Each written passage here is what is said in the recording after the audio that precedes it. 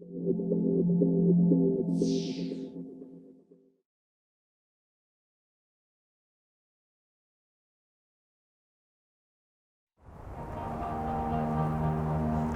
fewer hours of daylight, winter is the perfect time to experiment with night photography. Rather than simply shoot using whatever light is available, you can also transform night scenes by painting light onto nearby subjects using torches or flash guns to make the foreground really stand out from the darkness.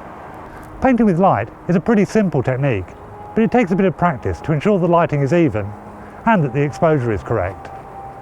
So let's take a look at how it's done. First, I need to set my camera to manual and compose my shot. In the dark it's difficult to see the framing, so I'm temporarily going to increase the ISO to the high setting on my D7000 and select the widest aperture. This will allow me to use live view to sort out the basic composition. Using these settings I can also zoom into the live view image to focus, but it can be difficult to see when the subject is sharp as the image is pretty noisy. So I'm going to shine my torch onto the subject to make it easier to focus manually. With the camera set to bulb exposure, you don't get any metering. So deciding on the exposure relies on a little bit of educated guesswork. So I'm going to start by changing the ISO down to 200 and set the aperture to f11. These settings should be fine, as the subject I'm going to light with the torch isn't too far away. If I was shooting a subject which was further away from the camera, I wouldn't be able to get as close with the light, so it wouldn't be as bright.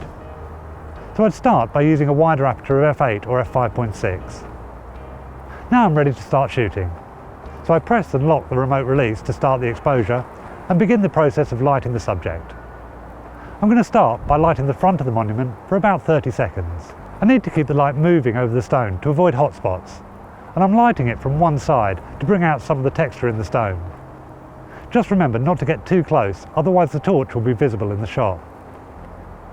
Now I'm going to add some depth by using this larger torch to illuminate behind the stone for about 15 to 20 seconds. And then head back to the camera to unlock the remote release to end the exposure. This form of lighting is pretty hit and miss, especially the first time you try painting with torchlight. So it may take several attempts to get the exposure and effect that you really want.